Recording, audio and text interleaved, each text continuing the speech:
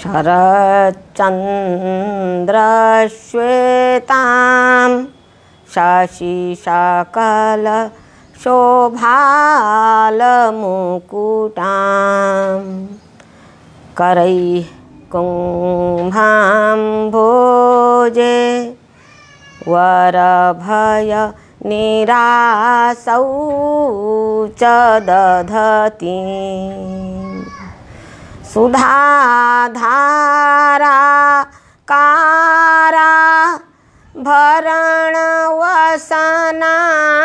शुभ्रमकर स्थितां त्वां ये ध्यायन्ति स्थितां त्वां ये ध्यायन्ति युदयति न तेषां परिभवः स्थितां त्वां ये ध्यायन्ति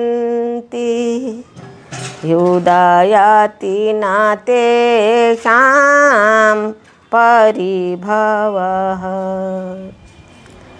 माधुर्यशिखरं प्राप्य जाता शिखरिणी शुभा छन्दसां मञ्जरी भूयात् सर्वदैव हिताय नः सर्वदैव हिताय नः। आज हम लोग सप्तदशाक्षरावृत्ति 17 अक्षरों का जो छंद है उस पर विचार करने वाले हैं। इसमें सर्वप्रथम शिखरिणी छंद साहित्य शास्त्र में बहुत ही ग्राह्य है। ऐसा प्रतीत होता है कि यह कविता को शिखर तक पहुंचाता है। इसका लक्षण है, छंदोमंजरीकार ने भी दिया है यही लक्षण। रसैरुद्रैश्चिन्ना यमन सबला गह शिखरिणी। रसई मने 6 और रुद्रई मने 11, जिसमें 6 अक्षर पर 6 वर्ण पर और 11 पर यति हो विराम हो उसे शिखरिणी कहते हैं। ये 4 चरणों का छंद होता है। जैसे अभी तक चतुष्पदी हम लोग पढ़ते आ रहे हैं तो चतुष्पदी छंद ये भी है। रसैरुद्रैश्चिन्ना यमन सबला गह शिखरिणी यमाता मातारा न सलगा भान सलगा। ये शिखरिणी है। जिस छंद के प्रत्येक चरण में यगण मगण नगण सगण यगण मगण नगण सगण भगण लघु और गुरु हों, ऐसा जो छंद है उसको शिखरिणी कहते हैं। 5 गण हैं उसमें तो 15 ये हो गए और लघु हो गया गुरु हो गया तो 17 हो गए। तो इसको शिखरिणी छंद कहा जाता है। बड़ा सुंदर उदाहरण दिया छंदोमंजरीकार ने। करादस्य भ्रष्टे ननु शिखरिणी दृश्यति शिशोर्विलीना स्मः सत्यं नियतमवधेयं तदखिलै इति त्रस्यद्गोपा नुचितनिभृतालापजनितं स्मितं बिभ्रद्देवो जगदवतु गोवर्धनधरः। उस समय का वर्णन है जब इंद्र का भयंकर कोप जो है वह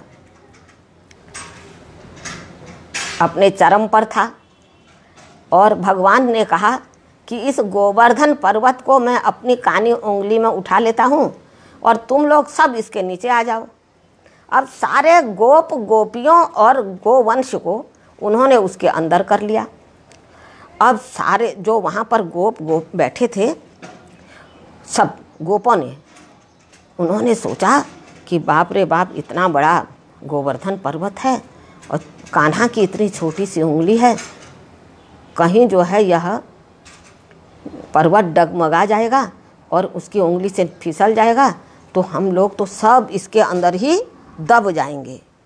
इतने छोटे बाल कृष्ण के हाथ से जैसे ही ये गिरेगा, करादस्य भ्रष्टे अस्य बाल कृष्णस्य करात भ्रष्टे सती, यह छोटे से कान्हा के हाथ से गिरने पर जो शिखरिणी है, शिशोहो अस्य कराद, ये शिशु हैं, बच्चे हैं, तो ऐसे शिशु के करात माने हाथ से शिखरिणी भ्रष्टे दृश्यति हैं। शिखर जो शिखरिणी, शिखर वाला जो गोवर्धन पर्वत है वह जैसे ही गिरेगा, विलीना स्मः सत्यम, हम निश्चय ही इसमें विलीन हो जाएंगे, अर्थात इसमें दब करके चूर चूर हो जाएंगे, हमारा कुछ भी हड्डी पसली नहीं बचेगी।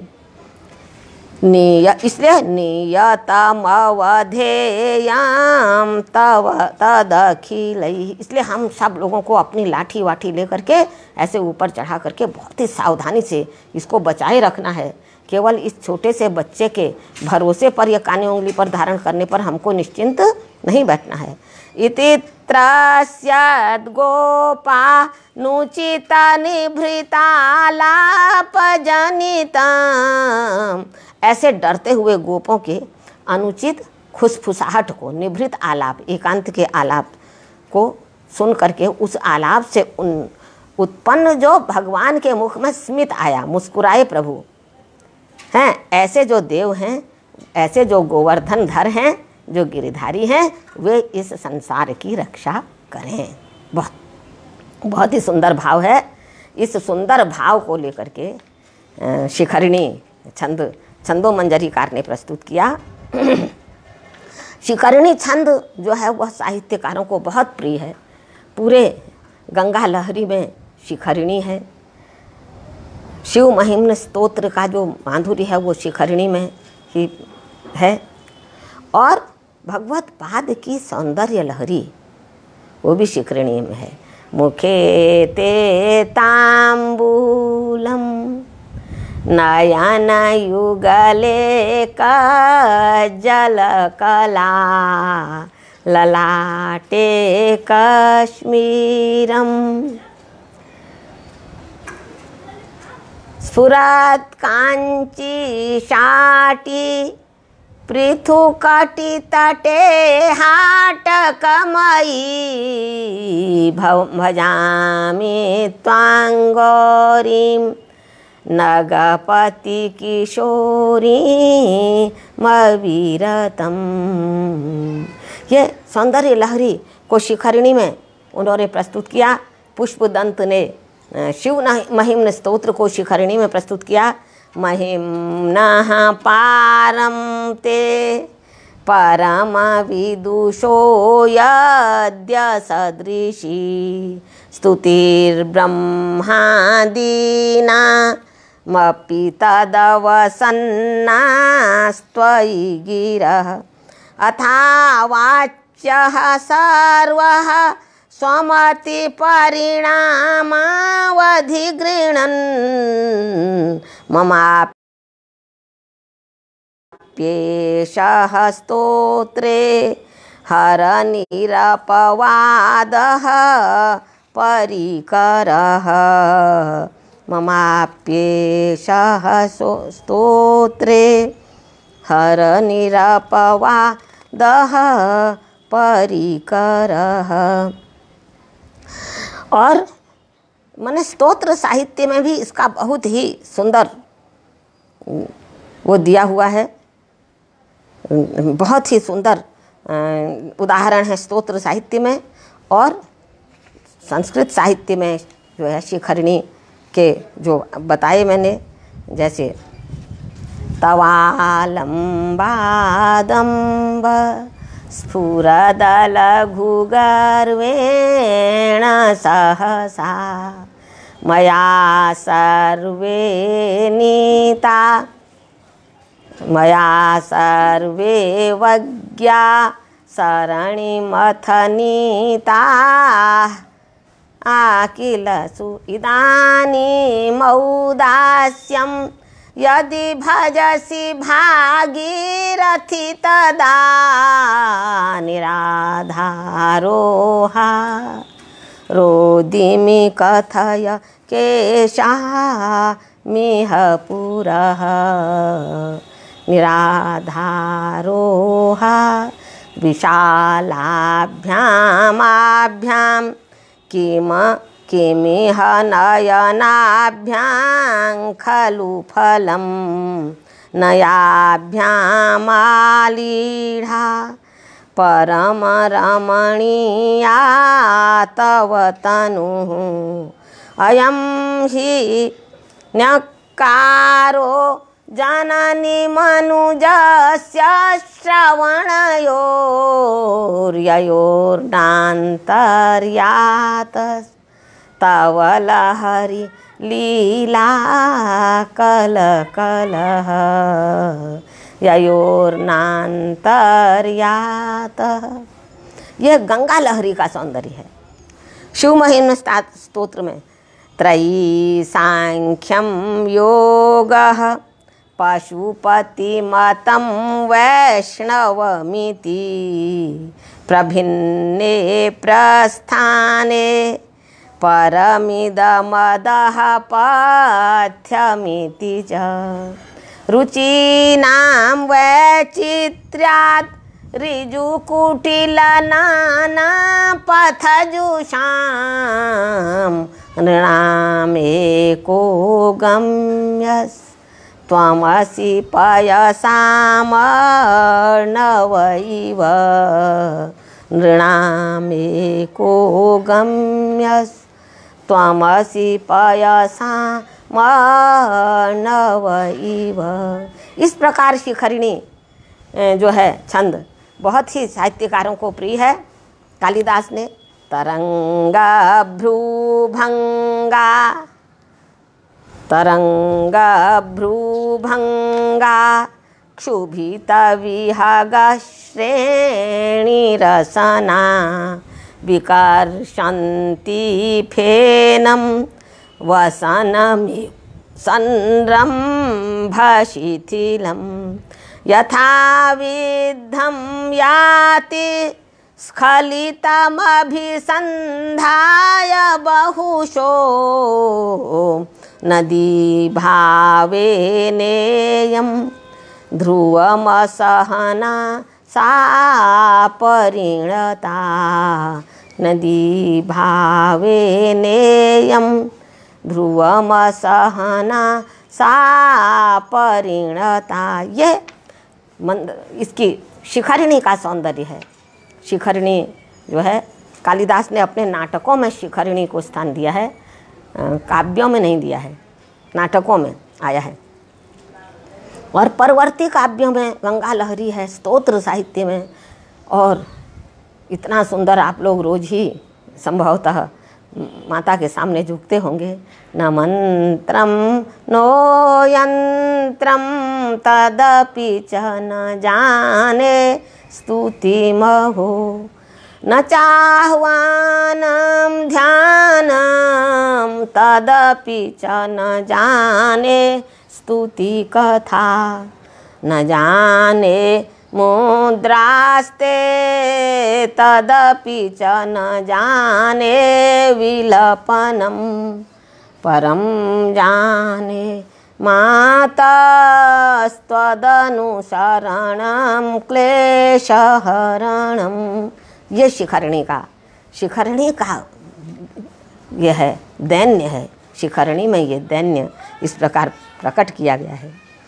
पुनः 17 छंद की सप्तदशाक्षरावृत्ति में मंदाक्रांता सबको बहुत ही प्रसिद्ध है, सब जानते हैं।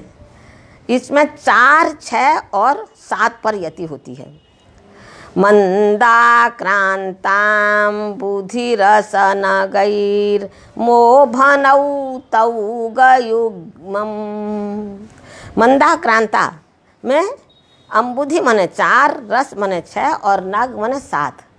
इसमें जो है यति होती है और मगण, मगण, भगण, नगण, रगण, तगण और गुरु गुरु होते हैं। मंदाक्रांतां बुधिरसनगैर् मोभनौ तौ गयुग्मं माताराभा। यहाँ रुकना पड़ेगा, 4 में यति है। माताराभा नस नसलता राजता राजगागा। ऐसे यति से इसका पाठ होगा। प्रेमालापै प्रिय वितरणै प्रीणितालिङ्गनाद्यैर् मंदाक्रांता तदनुनियतां तदनुनियतं वश्यतामेति बाला।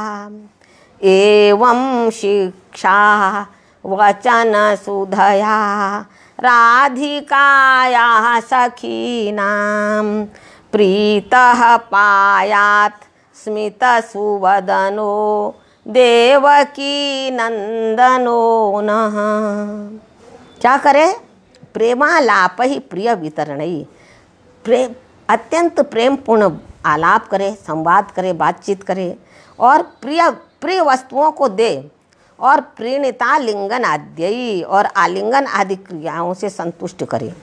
तब मंदाक्रांता तदनुनियतम वश्यताम हेति बाला। तब बाला जो है, जो बाला मुग्धा नायिका है, वह मंदाक्रांता धीरे धीरे वह उसमें वश्यता को प्राप्त होती है, प्रसन्न होती है और अनुकूल होती है, नायक के अनुकूल होती है। एवं शिक्षा वचन सुधया राधिकाया सखीन। इस प्रकार राधिका के सखी जनों ने कहा, शिक्षा वचन सुधा से राधिका के सखी जनों ने श्री कृष्ण को समझाया कि क्या करो, प्रेमालाप करो, प्रिय वितरण करो, प्रेम से आलिंगन करो, तब वह तुम्हारे अनुकूल होगी। ऐसा जो स्मित सुवदनो, मुस्कुराते हुए मुखमंडल वाले देवकी नंदन, हाँ देवकी के पुत्र प्रीता मन प्रसन्न होकर न पायात, हम लोगों को की रक्षा करें। तो यह जो इनका छंदो मंजरीकार का ये उदाहरण है। प्रेमालापै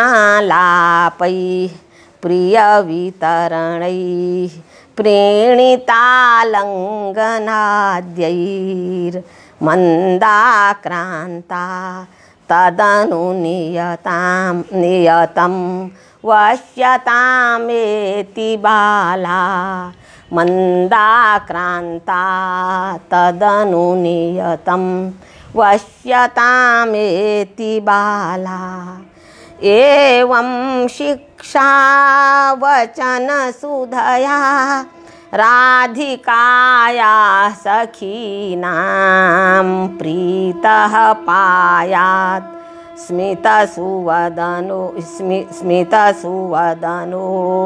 देवकी नंदनो नः। यह मंदाक्रांता है, छंदो मंजरीकार का उदाहरण है। मंदाक्रांता में संपूर्ण मेघदूत एक ही छंद में उपनिबद्ध है, ये तो आप लोगों को मालूम ही है। कश्चित् कांता विरह गुरुणा स्वाधिकारात् प्रमत्तः शापेनांगस्तमित महिमा वर्षभोग्येण भर्तुः। यक्षश्चक्रे जनकतनया स्नान पुण्योदकेषु स्निग्धच्छाया तरुषु वसतिं रामगिरियाश्रमेषु। जब संदेश सुनाते हैं, संदेश जो है मेघदूत का कितना मतलब मार्मिक है, कितना हृदयदायी है। त्वामालेख्य प्रणय, और कितना स्वाभाविक है। त्वामालेख्य। अच्छा, अब इसको लोग कहते हैं कि गाना नहीं चाहिए। अब जिस समय वो रो रहा है उस समय गान से कैसे होगा? तो त्वाम आलिख्य प्रणय कुपिताम धातुरागै शिलायाम आत्मानं ते चरण पतितुं यावदिच्छामि कर्तुम् अश्रयस्तावन्मुहुरुपचितं दृष्टिरालुप्यते मे क्रूरस्तस्मिन्नपि न सहते संगमम नौ कृतान्तः। तुम, जब मैं तुम्हारे साथ था, तुम प्रणय कोप मुझसे करती थी, रूठ जाती थी, मुझसे नाराज़ हो जाती थी, तो मैं तुमको मना लेता था तुम्हारे पैरों पड़ करके।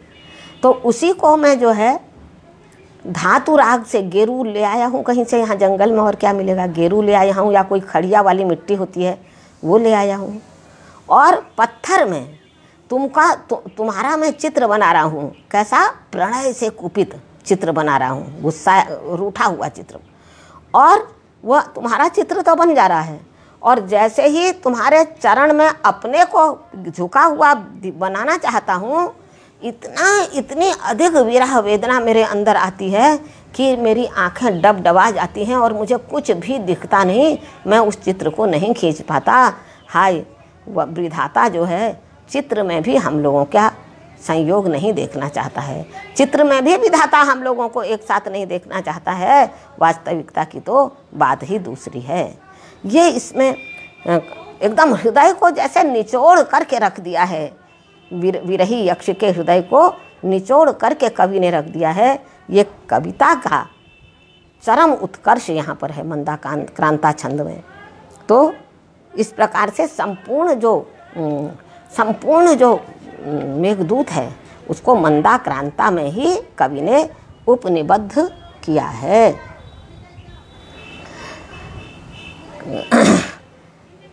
प्रकृति का चित्रण देखिए शाकुंतलम में, कुल्याम्भोभिः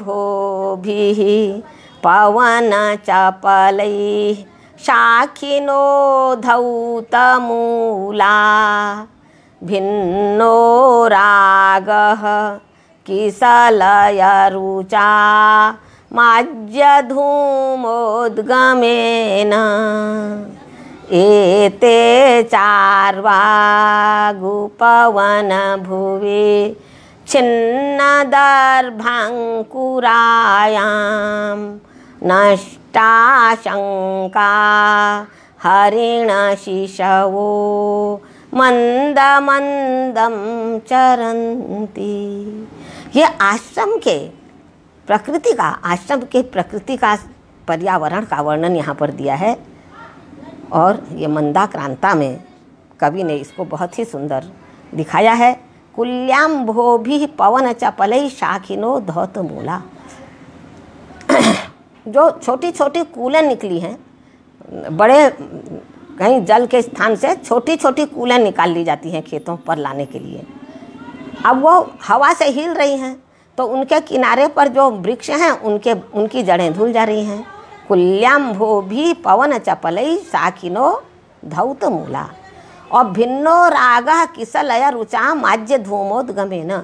और पेड़ के नीचे यज्ञ हो रहा है, तो उसमें जो अग्नि है उसमें घृत की आहुति पड़ रही है, तो उस घृत की आहुति से घृत से उठी हुई जो लपटें हैं वो ऊपर की जो किसलय हैं उनको दूसरे रंग का बना दे रही हैं, उनको झुलसा के दूसरा रंग बना दे रही हैं।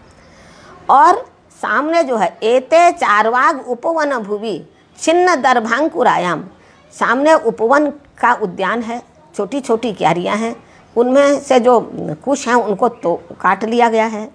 तो इसमें जो है छोटे छोटे जो मृग सोने हैं, नष्टाशंका हरिण शिशवो, जो निर्भीक होकर के किसी प्रकार का उनको डर नहीं है, ऐसे छोटे छोटे जो मृग के शावक हैं, मंद मंदम चरंती, धीरे धीरे उसमें चर रहे हैं। क्योंकि आश्रम में मृग शावक सुरक्षित हैं, इसीलिए उन्होंने ऐसे राजसत्ता को सावधान किया। न खलु बाणः सन्निपात्योऽयमस्मिन् भो राजन आश्रम मृगोयम न हंतव्यो न हंतव्यः। इस प्रकार से वहाँ पर इतनी सुरक्षा है हरिण शिशुओं की कि वो मंद मंद चर रहे हैं। ये मंदाक्रांता का सौंदर्य है। अब 17 अक्षर में एक छंद और है हरिणी, जिसमें 6, 4, 7 पर यति होती है। न समरसलागः षड्वेदैर्हयैर्हरिणीमता। जिस छंद के प्रत्येक चरण में न नगण स सगण म मगण र रगण स सगण लघु और गुरु हों और 6, 4 और 7 पर षट वेदई हयैर हैं, षट से 6, वेदई से 4 और हयैर से 7 पर यति होती है, उसे हरिणी छंद कहते हैं। छंदो मंजरीकार का उदाहरण है व्यधित सविधिर्नेत्रं नीत्वा ध्रुवं हरिणी गणात् ब्रज मृगदृशां संदोहस्योल्लसन्नयन श्रियं यदयमनिशं दूर्वाश्यामे मुरारिकलेवरे व्यकिरदधिकं बद्धाकांक्षे विलोल विलोचनम। कह रहे हैं कि विधाता ने, सविधि विधाता ने हरिणी गणों के समुदाय से, मृगी गणों के समुदाय से नेत्रों की शोभा को लेकर के ब्रज मृग दृशाम संदोहस्य, ब्रज की जो तरुणियां हैं उनके नेत्रों में जो है उसको भर दिया।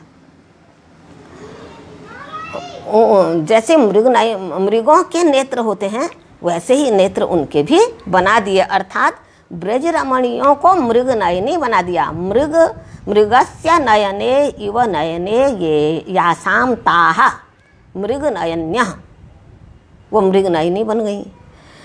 जिसके कारण यदय मनीषम दूर्वा श्यामे मुरारी कलेवरे, जिसके कारण यह दूर्वा दल के समान श्यामल मुरारी के शरीर में व्यकिरद अधिकम बद्धाकांक्षे विलोल विलोचनम, उन चंचल नेत्रों को निरंतर गिराता ही रहता है, चंचल दृष्टियों को निरंतर यह जो विधाता है वह गिराता ही रहता है।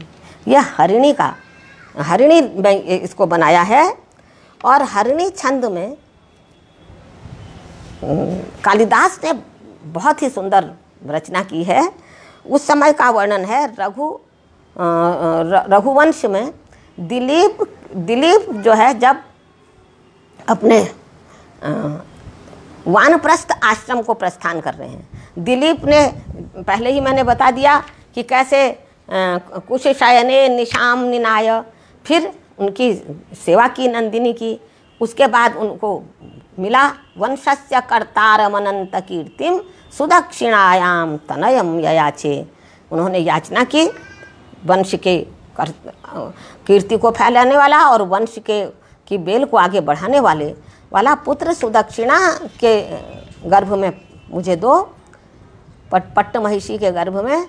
तो रघु पैदा हुआ और रघु जब बड़े हुए तब क्या हुआ, अथ स, अब ये देखिए इसी में है हरिणी में, अथ स विषय व्यापृतात्मा यथा विधि सूनवे नृपति ककुदम दत्वायुने सीतातपवारणम मुनिवन तरु छायां देव्या तया सह शिश्रिये गलितवयसां इक्ष्वाकुणामिदं हि कुलव्रतम्।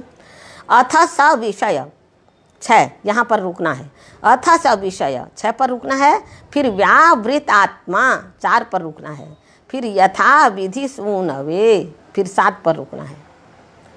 तो अथ स विषय व्यापृत आत्मा, अथ माने अब, विषय से अपनी आत्मा को व्यावृत करके हटाकर सांसारिक भोग विलास को त्याग कर, यथा विधि शास्त्र के अनुसार सूनवे नृपति ककुदम दत्वा, सूनवे यूने युवा पुत्र को नृपति ककुतम राज चिन्ह को सौंप दिया।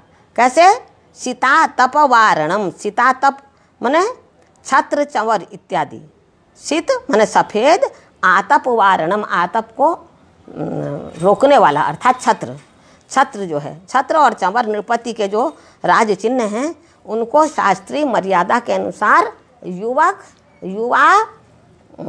पुत्र को सौंपा, सोनबे सौंपा।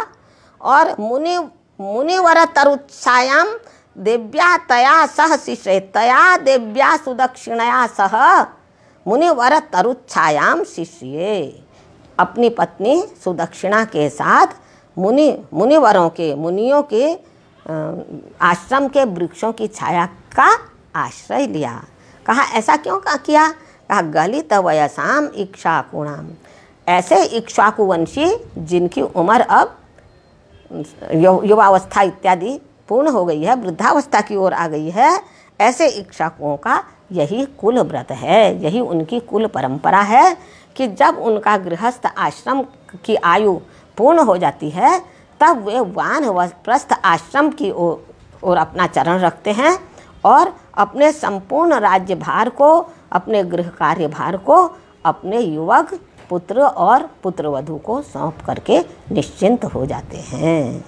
तो यह हरिणी छंद में इन्होंने छंद का सर्ग का अंत किया है और कितने सुंदर तरीके से और कितना गांभीर्य है इस रचना में और कितनी शास्त्रीय मर्यादा है और भारतीय संस्कृति का चूड़ांत निदर्शन यह छंद है।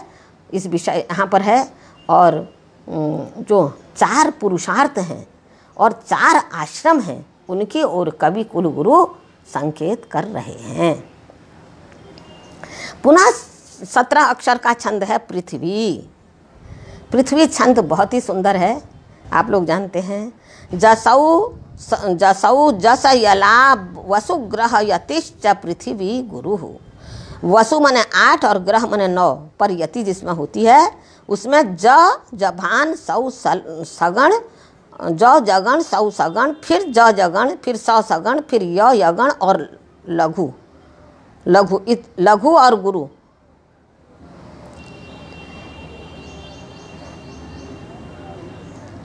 यगण और लघु।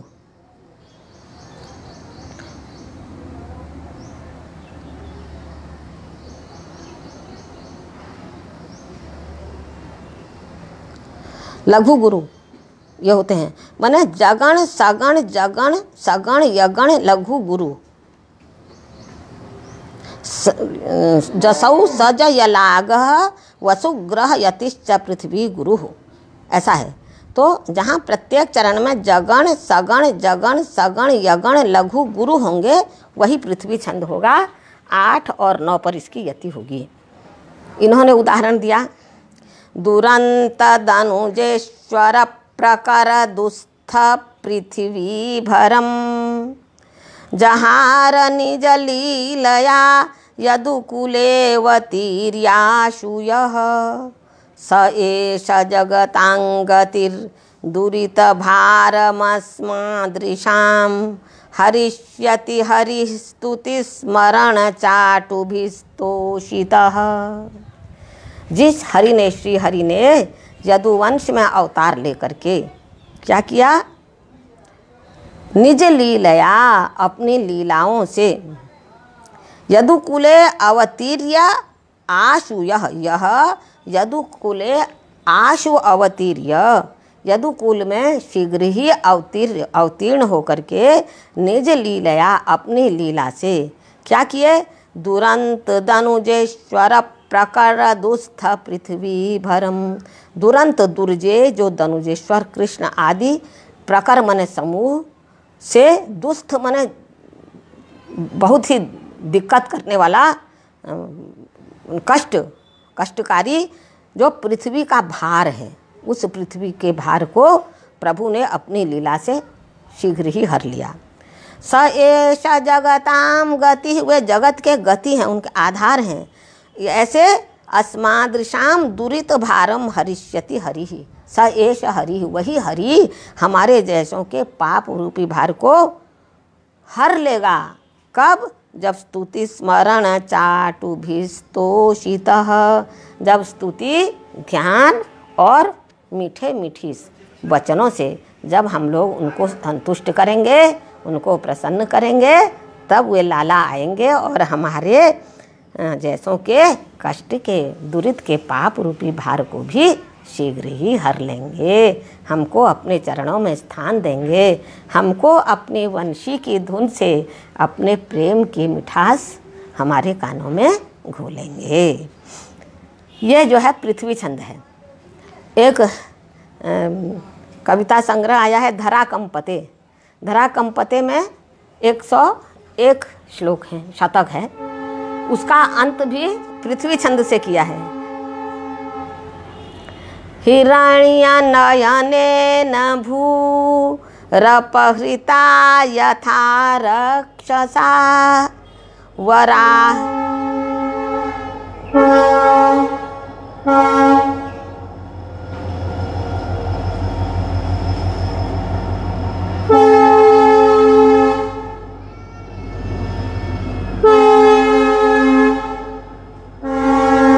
हिरण्य नयनेन भूरपहृता यथा रक्षसा वराह वपुषा धृता दशन शृंगयोर्विष्णुना तथा कनकलोचनैरहरहो विकास प्रियैर्विषेण विषमीकृता बहुतरम धरा कंपते। धरा कंपते यह प्रत्येक छंद में आया है। सगुणी छंद में वैसे है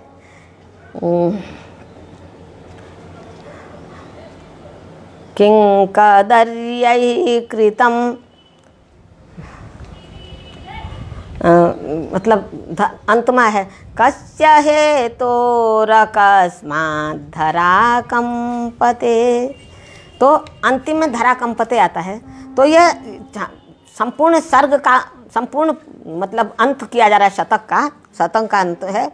तो हिरण्य नयनेन माने हिरण्याक्ष ने, जिस हिरण्याक्ष नामक जो राक्षस था उसने पहले जिस प्रकार से अपने पृथ्वी को हर लिया, उस समय विष्णु ने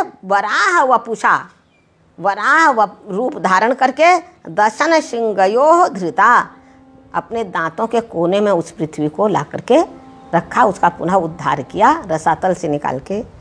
तथा कनकलोचनई, वैसा ही आज भी हो रहा है। कनकलोचनई, सोने को पैसे को ही अपनी आँखों में बसाने वाले, रह रहो विकास अप्रिय, रात दिन विकास विकास विकास चिल्लाने वाले, विकास जिनको प्रिय है चाहे उसके पीछे प्रकृति एकदम खत्म हो जाए, ऐसे लोगों के विषेण विष से जो विषमीकृत हो गई है, जो डामाडोल हो गई है, ऐसी बहुतरम धरा कंपते, पृथ्वी बार बार कांप रही है। कनक लोचनों के विकास को ही समझने वाले, आँखों में सोने को बसाने वाले, माने रुपये पैसे को बसाने वाले, जिनको चारों तरफ केवल पैसा दिखता है, कहाँ से पैसा आए, कहाँ से पैसा आए, कहाँ से पैसा, चाहे कितना भी नुकसान हो जाए, कुछ भी निसर्ग का चाहे कुछ भी हो जाए, छीछा लेदर हो जाए, लेकिन उनको पैसा चाहिए।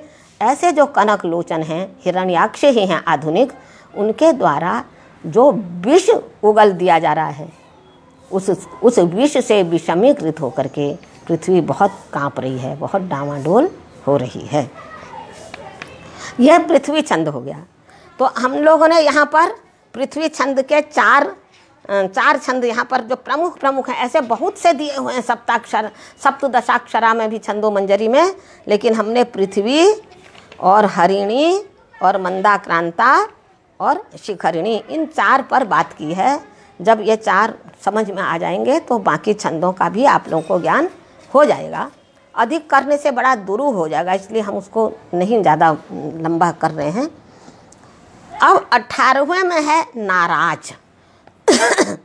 यह ननर चतुष्क शिष्टन तु नाराज मा चक्षते।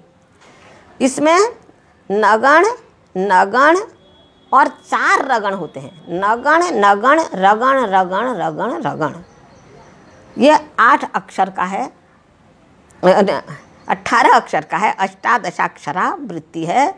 नसल नसल राजभा राजभा राजभा राजभा, 4 रगण हो गए 16 और 2 वो हो गए 6, 16 और नहीं, 4 रगण हो गए 12, 12 6 18, 3 का त्रिक होता है ना। तो 4 रगण का राजभा राजभा राजभा राजभा ये 12 और नसल नसल 6 18। तो अष्टादशाक्षरा वृत्ति ये छंद है। नाराज इसको कहते हैं, जिसके प्रथम चरण में नगण नगण और 4 रगण, नगण नगण रगण रगण रगण रगण 4 रगण होते हैं, उसे नाराज कहते हैं। नाराज का उदाहरण छंदोमंजरीकार ने दिया है। दिनकर तनया तटी कानने चारु संचारिणी श्रवण निकर कृष्टमेणे क्षणा कृष्ण राधा त्वयि ननु विकिरति नेत्र नाराच में शाति हृच्छेदनम तदिह मदन विभ्रमोद्भ्रांत चित्ताम विधत स्वद्रुतम। कह रहे हैं कि दिनकर तनया तटी कानने, माने यमुना के तट पर जो कानन है, विपिन है, वन है, उसमें चारु संचारिणी मंद मंथर गति से घूमने वाली श्रवण निकर कृष्ट मेणे क्षणा, अपने जो मृग के समान उसके नेत्र हैं, उनसे जो है वह क्या कर रही है, हे कृष्ण तुम्हारे ऊपर राधा क्या कर रही है, अपने कानों तक खींच करके नेत्र नाराचम, नेत्र के अपांग तक खींच करके नाराज माने बाणों को छोड़ रही है तुम्हारे ऊपर। कैसे बाण हैं वो, हृत छेदनम, तुम्हारे हृदय को छेदने वाले बाण हैं। ऐसे जो हैं इस प्रकार से कटाक्ष से तुमको देख रही है, ऐसी जो राधा है उसको आप मदन विभ्रमोद्भ्रांत चित्ता बनाओ, अर्थात उसके साथ रास करो, रमण करो। यह जो है नाराज का जो है ये उदाहरण, श्रृंगारिक उदाहरण उन्होंने प्रस्तुत किया है कि नेत्रों के अपांग से, जैसे उसमें आया है पश्य नीलोत्पलैर्वाणे निस्सरन्ति शिताशराः। नायक जो है अपने मित्र से कह रहा है, देखो नीलोत्पलई, नील कमल से सफ़ेद सफ़ेद बाण जो है निकल करके गिर रहे हैं, अर्थात नायिका जो है वो अपांग नेत्रों से कटाक्ष कर रही है, उसी को कह रहा है वो पश्य नीलोत्पलैर्वाणैर् निस्सरन्ति शिताः शराः। ये सब साहित्य के अनुभूतियाँ हैं, साहित्य के उक्तियाँ हैं। इन उक्तियों के द्वारा साहित्य के मर्मों को समझा जा सकता है। अब इन्होंने ये श्रृंगारिक वर्णन दे दिया। अब ये बता रहे हैं इनका जो है कालिदास का जो सर्ग के अंत में ऐसे छंदों को ये लेते हैं और क्या वर्णना प्रस्तुत करते हैं सुंदर। रघुपतिरपि जात वेदो विशुद्धां प्रगृह्य प्रियां प्रिय सुहृदि विभीषणे संगमय्य श्रियं वैरिणः रविसुत सहितेन तेनानुयातः ससौमित्रिणा भुज विजित विमान रत्नाधिरूढ़ः प्रतस्थे पुरी। अब ये कथानक को इतना सुंदर स्वरूप महाकवि को छोड़ के और कौन दे सकता है। कह रहे हैं कि रघुपति ने क्या किया, रावण के वध के अनंतर जात वेदो विशुद्धाम प्रियाम प्रगृह्य, अग्नि में शुद्ध की हुई अपनी प्रिया सीता जी को अपने साथ लेकर प्रिया सुहृदि विभीषणे वैरिणः श्रियम संगमय्य, शत्रु रावण की राज्य लक्ष्मी को अपने अत्यंत प्रिय मित्र विभीषण को सौंप कर रविसुत सहितेन अर्थात सुग्रीव के साथ तेनानुयातः ससौमित्रिणा और लक्ष्मण के साथ जो है और सुग्रीव के साथ क्या किए, भुज विजित विमान रत्नाधिरूढ़, अपने भुजाओं से जीते हुए पुष्पक विमान में अधिरूढ़ मन चढ़कर आरूढ़ होकर पुरीम प्रतस्थे, अयोध्यापुरी की ओर प्रस्थान किया। इतना सुंदर कथानक को नाराज नाम के